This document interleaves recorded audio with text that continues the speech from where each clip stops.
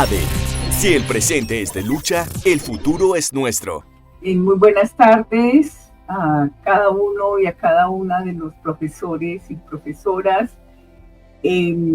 Agradecerles por la escucha del video, agradecerles por la entrega de sus comentarios y por supuesto con el desarrollo de las 3 situaciones problemáticas que les sugerí, así también como sus respectivas preguntas. Alrededor de ello, entonces, quiero compartirles una retroalimentación muy específica, también pues, por los asuntos del tiempo, y esta va a consistir en lo siguiente. En primer lugar, hay algunas consideraciones que se plantearon con respecto a la misma plataforma, asunto que seguramente pues todo el equipo técnico de la ADE lo va a considerar y que también sabemos pues las condiciones que la ADE generó, su junta directiva, para atender este proceso de preparación, de garantizar ciertas apropiaciones y resignificaciones con respecto a la prueba. Que indudablemente pues hay asuntos que se nos escapan por la cobertura, por la demanda, por la recepción que se tuvo en esa medida,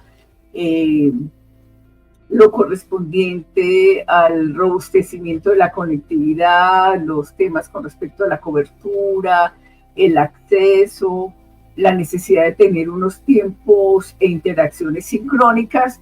Bueno, serán temas pues que serán atendidos pues por el equipo de la ADE. Igualmente, pues también aclarar que el cuaderno o las cartillas de las preguntas, pues estas fueron trabajadas, saben ustedes, por la Universidad de Antioquia, que en Google, pues ustedes pueden buscar en internet, aparecen algunas indicaciones sobre esto. Bueno, eso en primer lugar. En segundo lugar, quiero pues también puntualizar, porque hay muchas preguntas que se formularon también de cara como a todo el proceso de cada uno de los módulos que se trabajaron, ¿sí? Entonces quiero hacer estos énfasis. Lo primero es que, bueno, pues la guía, la prueba, digamos, específicamente psicométrica, si ustedes saben que tiene entre 92 y 96 preguntas, ¿sí?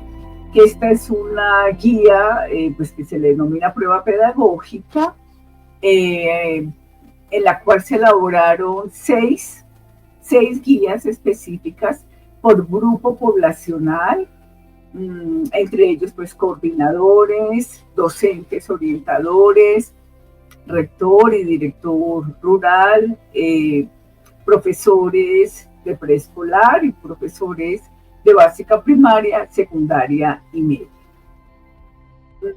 También pues recordar, porque esto es un recorderis, recordar los cuatro criterios sobre los cuales se diseñó la prueba, ¿sí? 4 criterios que tienen unos componentes y bueno, cada uno de esos componentes serán evaluados. Así que recojo ese primer criterio referido al contexto de la práctica educativa y pedagógica del cargo. Este contexto de la práctica puede pues porque yo no conozco el diseño ya directamente, ¿sí? Pero cuando hablamos de un contexto de la práctica, estamos nombrando que en la práctica hay unos sujetos de trabajo. En este caso estamos nombrando a los estudiantes para el caso de la prueba dirigida a los profesores y para el caso de directivos, pues su equipo de trabajo, es decir, la comunidad de docentes, la comunidad de padres y madres de familia, por supuesto los estudiantes, equipos técnicos, etc. El contexto de la práctica también está referido específicamente al saber pedagógico. Esto sí tiene mucha relevancia en esta prueba, un saber pedagógico que a su vez dialoga con unos saberes, llamémoslo así, psicosociales, con unos saberes comunicativos, con unos saberes sensibles. Es ahí donde va a estar la fuerza, digamos, argumentativa en la presentación de cada una de las situaciones. Igualmente, el contexto de la práctica significa un reconocimiento del ambiente educativo y cultural, el ambiente de aula que se genera pues, en los espacios escolares. La práctica también nos convoca a hablar de estas corrientes, enfoques pedagógicos. De igual manera, se puede nombrar que en la práctica hay implícita unas intencionalidades de transformación, de lectura de la realidad, de caracterización de problemáticas, etc. El segundo criterio se ha nombrado sobre reflexión y planeación de la práctica. En esa medida, sabemos que hay unos procesos curriculares, hay unos procesos de planeaciones de aula, hay unos procesos de proyecto educativo institucional, hay unos proyectos de carácter transversal, hay unos proyectos que tienen que ver con las cátedras, las que bien desarrolla cada una de las instituciones educativas, y que esta planeación pues, tiene que ver pues, también con los modos como la institución educativa regula estas dinámicas. Esto es muy importante porque parte de la direccionalidad que entrega un rector, un director, un coordinador, pues tiene que ver con estos procesos implícitos y explícitos que están permanentemente colocados en escena en sus cotidianidades escolares. El tercer criterio es nombrado como praxis pedagógica y de dirección escolar. No me voy a referir mucho a la praxis porque esa es parte pues, del contenido del módulo que se expuso y que ustedes pues, han visto en YouTube. Entonces ahí está como específicamente esto. Y finalmente el cuarto criterio hace referencia al ambiente institucional y de aula. Y en ese ambiente yo quiero por lo menos situar que en ese ambiente está seguramente contemplado la caracterización, la reflexión de las problemáticas psicosociales, también referida a los conflictos situacionales que se presentan en las escuelas, que no son conflictos, digamos, que revisten de cierta singularidad en cada escuela, sino que son los conflictos que llamamos estos conflictos de época, estos conflictos generacionales, conflictos de autoridad, conflictos que llegan a la escuela muy mediadas por las situaciones familiares, por las situaciones de los barrios, etc. De modo que nosotros podemos nombrar en el contexto de la práctica pedagógica, que es el núcleo, digamos, central, referir conflictos estructurales, referir conflictos existenciales. Aquí quiero hacer subrayar estos conflictos existenciales que están relacionados con estas afectaciones psicosociales. Afectaciones que tienen que ver con las condiciones de vida de nuestros estudiantes, ¿sí? Condiciones de exclusión, condiciones de desigualdad, condiciones de violencias de todo tipo. También podríamos plantear que hay unos conflictos que se componen de problemáticas sociales que inexorablemente nos implican. Es es la presencia de, digamos, de este cruce de violencias de género, violencias bueno, por racismo, violencias patriarcales, etcétera. De igual modo, hay unos modos, por eso lo del ambiente va a ser muy importante, porque el ambiente da cuenta de lo que algunos pedagogos hablan del clima escolar, ¿sí?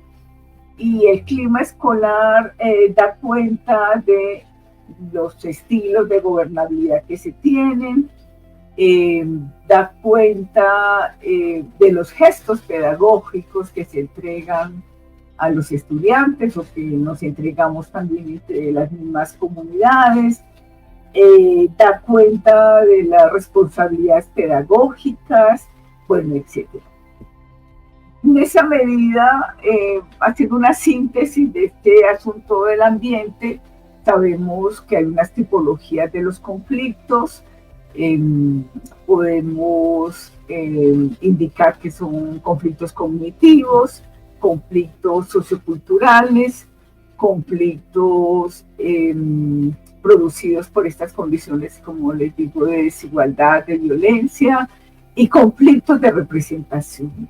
Todo ello, digamos, constituye una ecología, unas tramas propias de la escuela, que a su vez, digamos, refiere a estos asuntos de la socialización política escolar, socialización política que se traduce en las políticas educativas actuales en Colombia, en la ley de convivencia escolar, en los procesos de regulación, en los modos como la escuela tramita los conflictos, etc.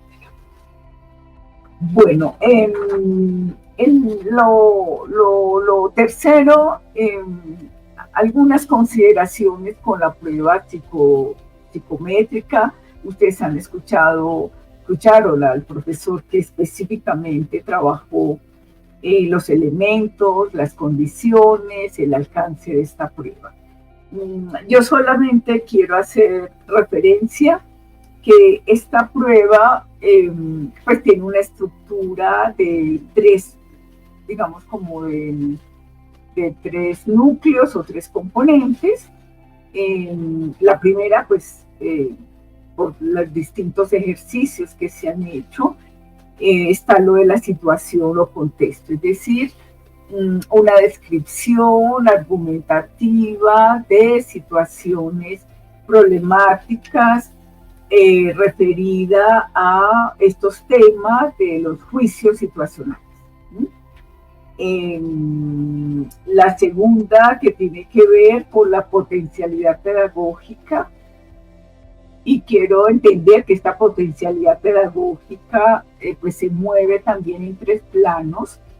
El plano psicosocial, recuerden que este es uno de los, bueno, va a ser uno de los componentes importantísimos, el componente cognoscitivo y el componente valorativo, ¿no? Así está contemplada estos tres tipos de examen en la misma prueba. Entonces, van a contar ustedes con esa situación problemática contextualizada.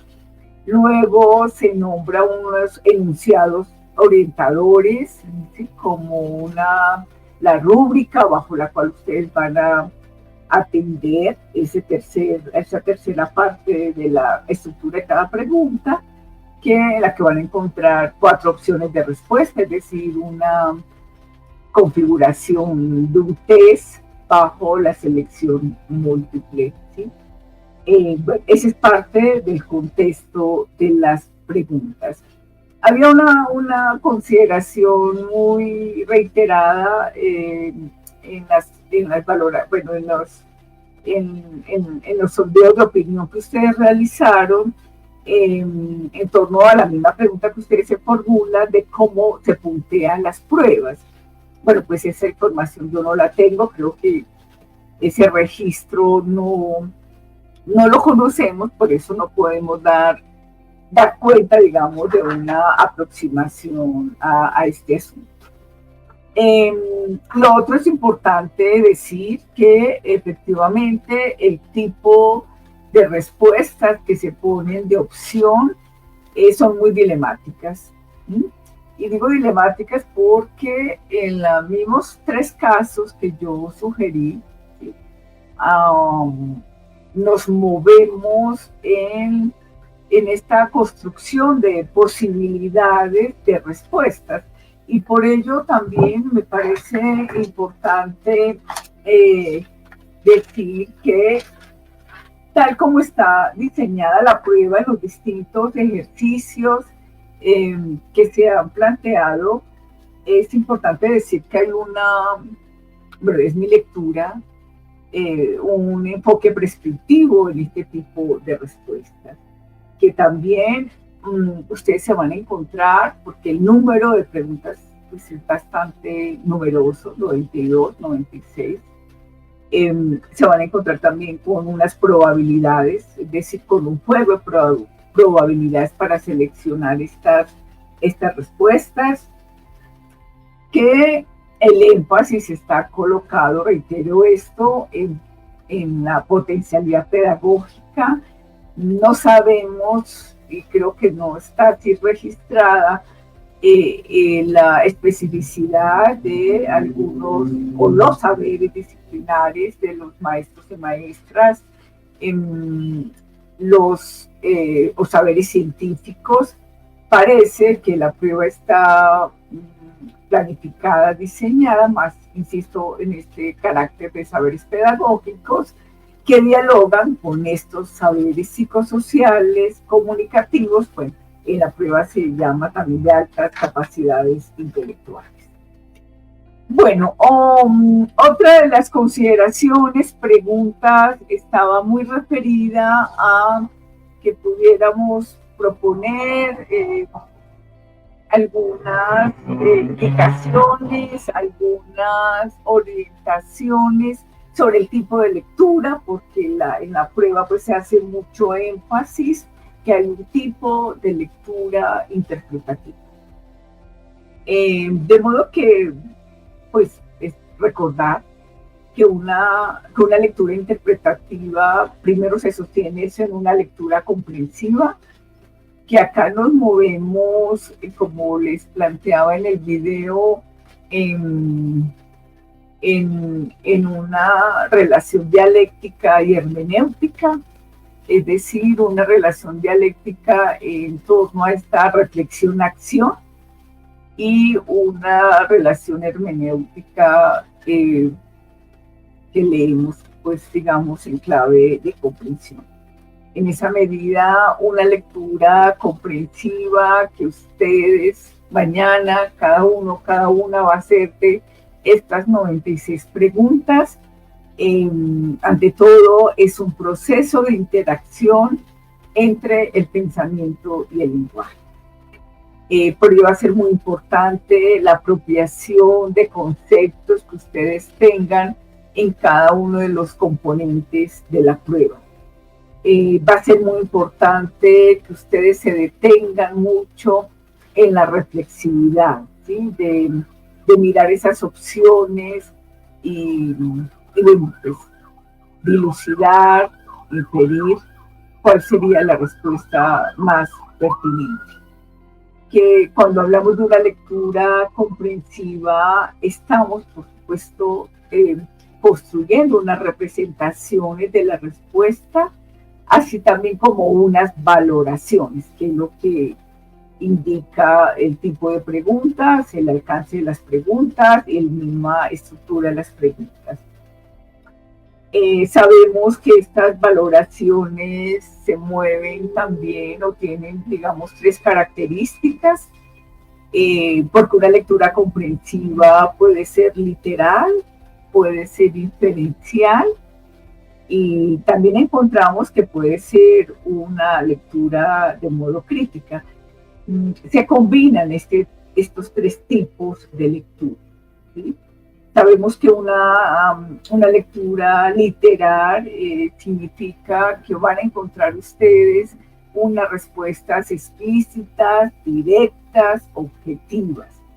que en términos de una lectura inferencial van ustedes a construir sus propias asociaciones e indicios de acuerdo a la indicación entregada de cuál puede ser la respuesta, insisto, pues pertinente, viable, necesaria, ¿sí?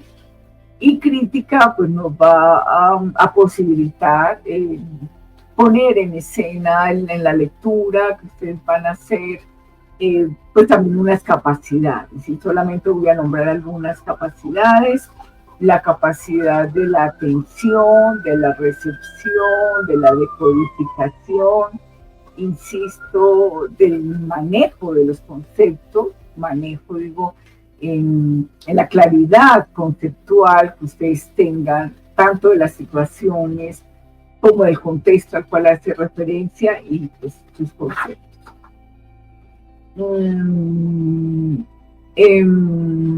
Hacer nuevamente énfasis que en las preguntas pues hay una exposición de los problemas de la vida escolar que les va a exigir a ustedes en la estructura pues de las respuestas optar por la que consideran. Por ello hay un ejercicio altamente reflexivo. Eso es muy importante de notar, ese uso reflexivo que tienen las preguntas. Sabemos que digamos que en este tipo de metodologías y de enfoques está muy presente, sobre todo un trabajo particular de Paulo Freire, que tiene un libro que trabaja con otro autor, Antonio Faundes, que es Pedagogía de la Pregunta. Acá también se pone en referencia un importante filósofo hermenéutico que es Gadamer, con su libro Verdad y Método, y que todo este enfoque y metodología pues recrea, resignifica el proyecto filosófico socrático, ¿no? Que es con quien empieza, digamos, estos ejercicios, este pensamiento, esta construcción del lenguaje. Finalmente, plantear que en las preguntas vamos a encontrar un horizonte y unos sentidos. Indudablemente que quienes construyeron la batería de las preguntas, eso también es bueno nombrarlo, no son neutrales, trabajaron en un contexto de perspectivas, en un contexto, digamos, de teorías pedagógicas, de teorías psicosociales, de teorías comunicativas. Eso es lo que se va a presentar allí. Así que desde esta lógica de racionalidad bajo la cual se construyó esta batería de preguntas, pues así están concebidas el tipo de respuestas, ¿sí? De modo que las preguntas van a exigir por parte de ustedes un ejercicio del arte de pensar, porque preguntar y pensar son dos procesos cognitivos inseparables. Quien pregunta formaliza la búsqueda reflexiva de un tipo de saber, y ahí, bueno, después ustedes, espero, nos cuenten digamos, esta ecología de saberes con la que ustedes pues mañana se van a enfrentar a esta prueba. También, finalmente, decir que los juicios situacionales que podemos inferir del modo como están concebidos, insisto, tiene que ver mucho con las tramas convivenciales que se tienen y que se producen en la escuela, ¿sí? Entonces, estar muy atentos y muy atentas con esto. Finalmente, decir que pues cuando hablamos de la praxis, estamos diciendo que siempre va a estar orientada a la construcción de una política de lo colectivo, que indudablemente la práctica define unos posicionamientos éticos y se sitúa desde una conciencia crítica y sensible de las relaciones. Por eso seguramente vamos a encontrar una fuerte tonalidad intersubjetiva en los modos como se construyeron las situaciones problemáticas y pues, insisto, pues con respecto a la respuesta. Bueno, no me quiero retirar de este espacio sin hacer mención a las 3 situaciones o estudios de caso que les propuse. Vamos a verlos en pantalla. Con respecto al primer caso, pues, que es una joven de 8º grado de secundaria, la situación que allí planteo, que se presenta ahí un conflicto con su profesora de aula, bueno, una chica en unas condiciones, digamos, de hostilidad, con poco reconocimiento en el grupo, etc. Yo les sugerí 3 alternativas para seleccionar la más viable y pertinente. En esa medida, la que sugiero que es la más viable y pertinente es la segunda, la cual dice: la profesora adolorida solicita al grupo de aula, que se retire para quedarse a solas con la estudiante, con Julieta, con ella intenta abrir una conversación para reconocer los motivos de su comportamiento hostil y buscar alternativas de acompañamiento. Considero que esta respuesta atiende a este acercamiento inicial de la profesora con la estudiante, un acercamiento bastante empático, de reconocimiento, de acogida, de hospitalidad. Antes de exponerla, pues a la aplicación de unos protocolos de manuales de convivencia o digamos de retirarla de la clase. Ahí me disculpan que me equivoqué con el nombre, porque jugué aquí con Julieta y Marcos, la tercera tiene que ver con Marcos, y ahí pues digamos, bueno, seguí transcribiendo el nombre de Marcos, pero estamos refiriéndonos al primer caso, que es Julieta, ¿sí? Entonces, la opción, insisto, es la segunda. Con respecto al segundo caso, que es tomado de un libro, ahí está referenciado, Escuelas en Escena, bueno, que tiene que ver con estas situaciones de ausencia que se presenta pues, por las contingencias, por las dificultades, de la ausencia de una profesora, de la poca comunicación entre la directora y la profesora que se queda a cargo, la molestia también de esta profesora que es tan cotidiana, de encontrarse también con la demanda de otro grupo que le solicita, los atienda, los haga partícipe, los implique, ¿sí? Una situación, digo, cotidiana, contingente, que a veces genera estas relaciones poco asertivas entre los y las profesores y profesoras, y a veces también la falta de comunicación directa, de entrega de orientaciones, en este caso de la directora. Por eso la pregunta desde el lugar como maestros y maestras, ¿cuál es la respuesta más recurrente que da cuenta de unos modos como se gestiona la escuela, ¿no? En esta situación hay un énfasis en los modos como se gestiona. Gestionar, es decir, orientar, coordinar, administrar, proponer, acompañar.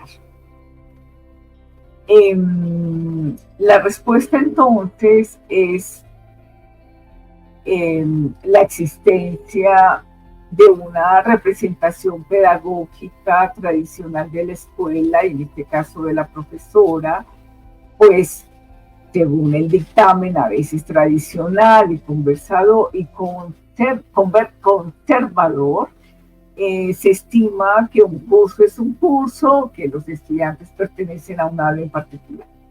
En este particular caso, lo que quiero resaltar es que la respuesta, digamos, más pertinente es la exposición de una situación que esperamos que no se presente, que esperamos se trabaje con más confianza, con más cordialidad, con más amabilidad, ¿sí? De modo que no es una respuesta ideal, sino es más la connotación de una realidad explícita existente en la escuela. Bien, con respecto al tercer caso, ahí sí pues tiene el nombre de Marcos, que presenta sus búsquedas por reconocerse desde una opción de diversidad sexual, que en esa búsqueda se encuentra con la entrega por parte de sus compañeros y compañeras de clase, todos del quinto grado de primaria, con ciertas expresiones de estigmatización. Podemos ir subiéndola, la voy a ir subiendo. Bueno, estas situaciones sabemos que están inscritas en el abordaje y en la llegada a la escuela de unos procesos formativos que tienen como foco de atención trabajar estas perspectivas de género, que por los cambios también, por las búsquedas, por estas nuevas disposiciones y posicionamientos de los sujetos, no solamente de los jóvenes y de los adultos, sino también de unas infancias que empiezan a reclamar su propio lugar subjetivo en la escuela, su propio lugar de reconocimiento. Por eso, ante esta descripción, la pregunta orientadora que se formula consiste en cómo puede proceder. Piensa que digo cómo puede y no cómo debe. ¿Cómo puede proceder la profesora, directora del curso? Bien, las opciones propuestas es la siguiente.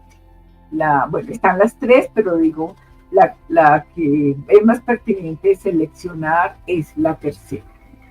Es decir, esta situación es presentada en reunión de profesores y profesoras. La directora convoca a realizar un ciclo de conversaciones con invitados e invitadas, en este caso se sugiere universidades, para hablar acerca de las diversidades sexuales y opciones de género por estudiantes, profes, padres y madres de familia. Es decir, se genera un espacio de apertura de conversación, se genera un espacio donde no hay cabida la existencia de unos patrones morales acerca de que la infancia no puede expresar en este caso desde un grado de quinto de primaria, ya sus búsquedas de género, sus búsquedas en torno a la construcción de una subjetividad potente, que se acerca mucho a una opción sexual, digamos, pues en el marco de la elección que tiene este estudiante. Bueno, estas son las situaciones que se presentaron. Con esto entonces damos cierre a esta retroalimentación. Reitero mi agradecimiento y por supuesto al equipo de trabajo, insisto, del ADE que hizo posible estos espacios formativos. Muchas gracias. Buenas noches. ADE. Si el presente es de lucha, el futuro es nuestro.